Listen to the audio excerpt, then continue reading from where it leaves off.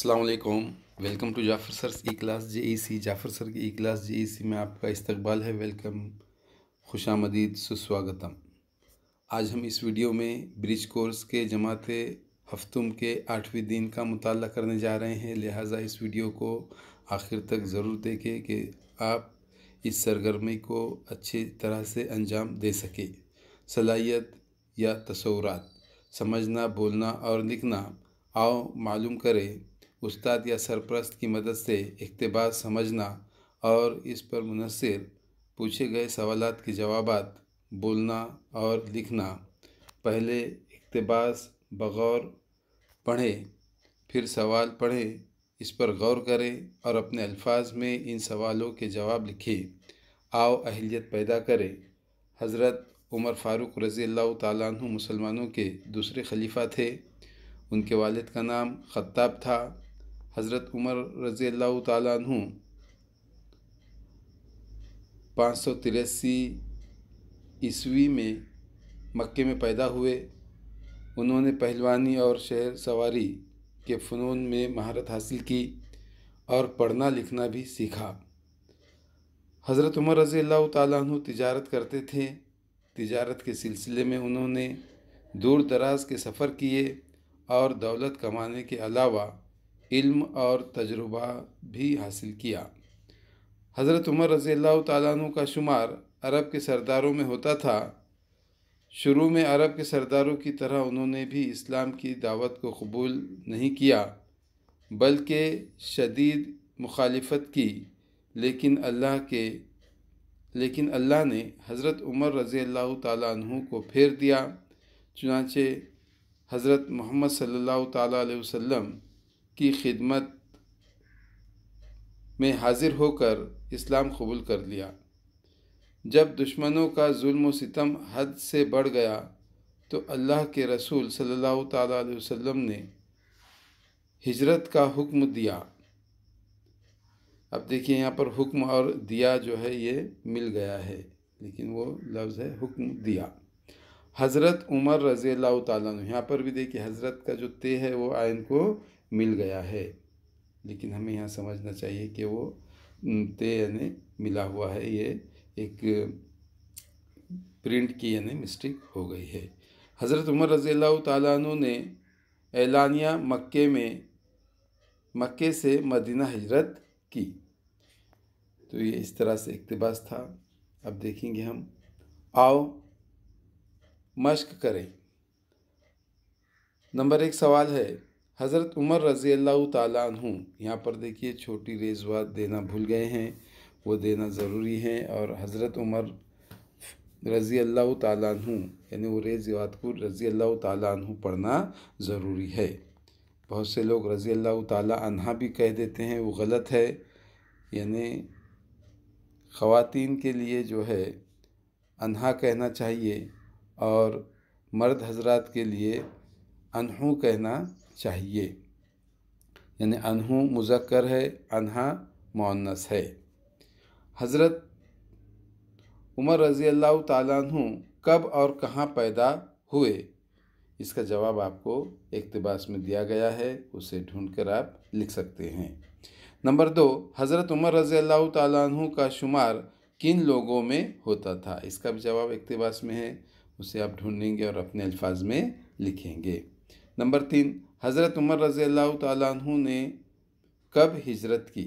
इसका जवाब भी इक़्तिबास से यानी ढूंढकर आपको खुशखत अपने अल्फाज में लिखना है और अपने उस्ताद से चेक कराना है। आओ तख़य्युलाती बने चैलेंज। ये देखिए QR कोड है। ये QR कोड को स्कैन करने के बाद हमें ये QR कोड सीधा दीक्षा ऐप में लेकर जाता है और दीक्षा ऐप में हज़रत उमर फ़ारूक रज़ी अल्लाह ताला अन्हु का जो दूसरा सबक है 6ठी जमात का, वो ओपन हो जाता है, वो खुल जाता है और उसकी तमाम सरगर्मियाँ आप यानी वहाँ अंजाम दे सकते हैं। वहाँ पर सवालात के जवाबात हैं, वहाँ पर जोड़ियाँ लगाइए इस किस्म के यानी सवालात है, खाली जगह पूरी कीजिए इस किस्म के सवालात है, और आपने वो सही किए हैं या गलत ये भी इसमें बताया गया है। लेकिन इस सबक में जो है एक मिस्टेक, एक गलती इस तरह से हुई है कि जो पढ़ने वाले जो बाजी है, जो टीचर है, जो मिस है, उन्होंने अनहू की जगह अनहा कहे हैं, इसलिए मैंने इससे पहले भी वाज़े कर दिया हूँ कि अनहू जो है वो मुज़क्कर के लिए इस्तेमाल होता है और अनहा जो है वो मुअन्नस के लिए इस्तेमाल होता है।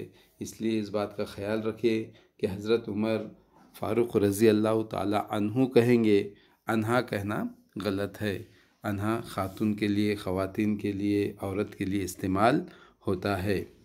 इस बात का इस सबक में ख्याल रखें, अपना अच्छी तरह से मुताला करें और इसकी मश्क हल करके अपने उस्ताद से चेक ज़रूर कराएं।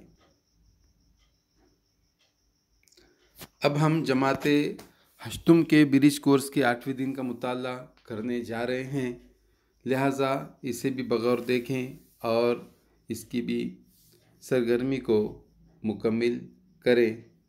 महारत या तसव्वुर, बोलना, पढ़ना, लिखना और अमली क़वायद आओ मालूम करें। मुहावरे, उस्ताद या वालिदैन दर्ज झैल सरगर्मी से मुताल्लिक़ गुफ्तगू करें।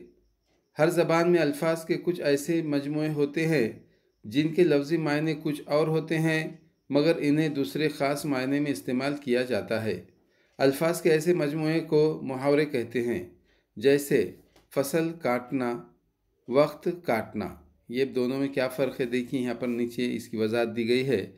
फसल काटना में काटना के लफ्ज़ी मायने हैं, यानी जिस तरह से कोई चीज़ को काटा जाता है उसके वो मायने यहाँ पर बराबर इसमें लिए गए हैं फसल काटने में। लेकिन जबकि वक्त काटने में काटना मिजाजी या मुहावराती मायने में इस्तेमाल किया गया है। लेकिन यहाँ पर वक्त काटने में जो काटना है वो लफ्ज़ काटने से मुंसलिक नहीं है, उसका मतलब वो नहीं लिया गया है, बल्कि उसका मिजाजी या मुहावराती मायने वहाँ पर लिए गए हैं। जैसा कि वक्त को बिताना, तो उसको बोला गया वक्त काटना। जैसा बोलते हैं ना आमतौर पर टाइम पास करना, तो वो वक्त काटना, मगर यहाँ काटने से मुराद कोई चीज़ को काटना नहीं है, लेकिन फसल काटने में मुराद फसल को काटना है। ज़बान से लुत्फ़ अंदोज़ी के लिए मुहावरे बहुत अहमियत रखते हैं। आओ अहलियत पैदा करें। मुहावरों को जुमलों में इस्तेमाल करो। दो चार होना, यानी देखिए उसके मायने यहाँ पर ख़ास में दिए गए हैं कि सामना होना। दो चार होना का मतलब है सामना होना। अब उसके आगे उसका जुमला दिया गया है, मुसीबत से दो चार होने पर नौजवानों को ज़िंदगी की हकीकत से आगाही होती है। यानी मुसीबत का सामना करने पर जो नौजवान जो है अपनी ज़िंदगी जब आगे बढ़ाते हैं और उनके सामने जो हकीकत यानी नज़र आती है, तो फिर उससे वो आगाही यानी बाखबर हो जाते हैं। धोखा देना, ये देखिए अभी मुहावरा है धोखा देना। अब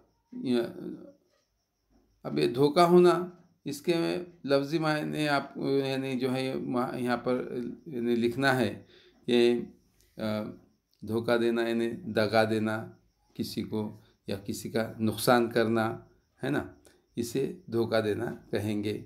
उसके ऊपर हम जुमला बना सकते हैं कि अपने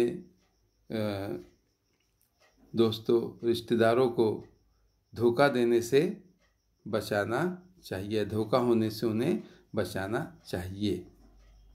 आगाह करना यानी बाखबर करना। वालिदैन अपने बच्चों को आगे की ज़िंदगी के लिए आगाह करते हैं यानी बाखबर करते हैं। तरीक़ेकार, मुहावरों का मतलब लिखकर इन्हें जुमलों में इस्तेमाल करना। इज़ाफ़ी अदब के वसाइल, दरसी किताब, रिसाला, अखबार, दीक्षा ऐप में भी ऐसे मुहावरे वगैरह हैं, इसलिए वो दीक्षा ऐप का यहाँ पर नाम लिखा गया है। और हम अखबार से, रिसाले से, दरसी किताब से यानी इसकी मदद ले सकते हैं और मुहावरे तैयार करके उसे जुमलों में इस्तेमाल कर सकते हैं। आओ मश्क करें, मतलब बताकर अपने जुमलों में इन मुहावरों को इस्तेमाल करने की कोशिश करें। खातिर तवाज़ु करना यानी इज़्ज़त करना, एहतराम करना, खिदमत करना, ऐसे अल्फाज में यानी इसका मतलब आ सकता है। मेहमान आने पर राजू ने उनकी अच्छी खासी खातिर तवाज़ु की। इस तरह से ये जुमला बना। लुक़मा देना यानी अगर कोई गलती नज़र आती है तो उसे दुरुस्त करने के लिए लुक़मा दिया जाता है, यानी रोका जाता है और उसकी दुरुस्ती की जाती है। जैसा इस पर हम जुमला बना सकते हैं, नजमा के नज़म गलत पढ़ने पर रफ़ीक ने उसे लुक़मा देकर दुरुस्त किया, यानी लुक़मा दिया। लेकिन अगर लफ्ज़ी मायने देखेंगे, लुक़मा के मायने तो निवाला है, लेकिन यहाँ पर उसके मुहावराती मायने जो है दुरुस्ती करने के आते हैं। सोग मनाना यानी दुख मनाना, सोग मनाना, दुख मनाना। अब हम देख सकते हैं इसके ऊपर इस तरह से जुमला बनेगा कि समाजी खिदमतगार लीडर के इंतकाल पर लोगों ने उनका सोग मनाया, यानी दुख मनाया। सर करना यानी फतेह करना। हज़रत टीपू सुल्तान ने मैसूर का किला सर किया। इस तरह से ये जुमला बन सकता है। पानी पानी होना यानी शर्मिंदा होना। अपने इम्तिहान में नाकाम होने के बाद सुनीता पानी पानी हो गई। ये इस तरह से हमने इन मुहावरों के इस्तेमाल जुमलों में अपने देखे हैं, उनके मायने बतलाकर अपने जुमलों में इस्तेमाल किए हैं। इस तरह से आप करेंगे। आओ तख़य्युलाती बने चैलेंज। आओ अपने उस्ताद या वालिदैन की मदद से दरसी किताब या अखबार और रिसालों के ज़रिए मुहावरों की फ़हरिस्त तैयार करते हैं। अभी कहाँ से तैयार करेंगे हम? दरसी किताब से दिक्शाएप दिया गया है इसमें, इसके बाद रिसाला है, अखबार है। इस तरह से यानी अपने बड़े भाई बहन जो अब आगे की क्लासेस में हैं उनसे भी मदद ले सकते हैं, उस्ताद से ले सकते हैं, वालिदैन से ले सकते हैं। और इस तरह से आप ये सरगर्मी अच्छी तरह से मुकम्मिल करें, अपने इल्म में इजाफ़ा करें और कुछ अच्छा सीखने की कोशिश करें। यहाँ पर हम ये वीडियो ख़त्म करते हैं। इस वीडियो को ज़रूर लाइक करें, इसे दूसरों तक पहुँचाने के लिए शेयर करें। और इस चैनल को अब तक आपने सब्सक्राइब नहीं किए होंगे तो प्लीज़ इस चैनल को ज़रूर सब्सक्राइब करें। आगे की वीडियोस के नोटिफिकेशन के लिए बेल आइकॉन पर क्लिक करके उसे हासिल करें। अपना ख्याल रखें। हम आपके लिए दुआ करते हैं, आप हमारे लिए दुआ कीजिए। Bye bye, goodbye, have a nice day. अल्लाह हाफिज़।